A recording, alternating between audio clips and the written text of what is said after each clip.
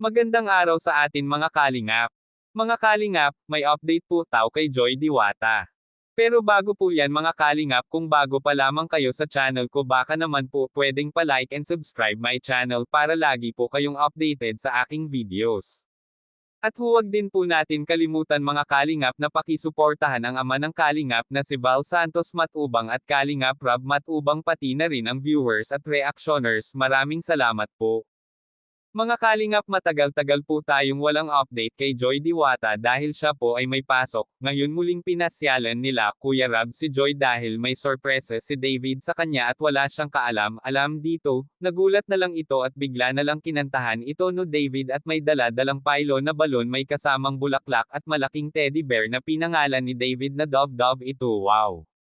Kaya tuwang-tuwa ito si Joy mga kalingap dahil first time niya daw ito makatanggap sa buong buhay niya. At mas malaki pa daw ito sa kanya, kaya sabi ito ni David sa kanya mga kalingap ay ganon kalaki ang pagmamahal ni David kay Joy.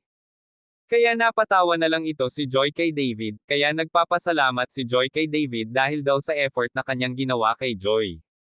Kaya tinanong ito ni Kuya Rab ang nanay ni Joy kung okay lang naman sa kanya ang ginagawa ni David sa kanyang anak, at okay lang naman daw ito, boto naman daw ito at mabait naman si David mga kalingap.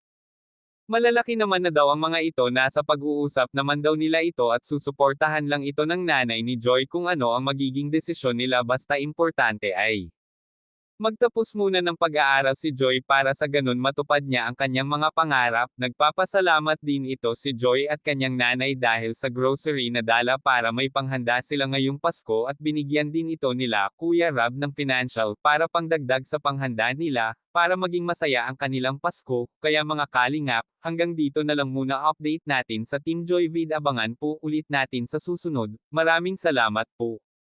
Thank you for watching and God bless us all.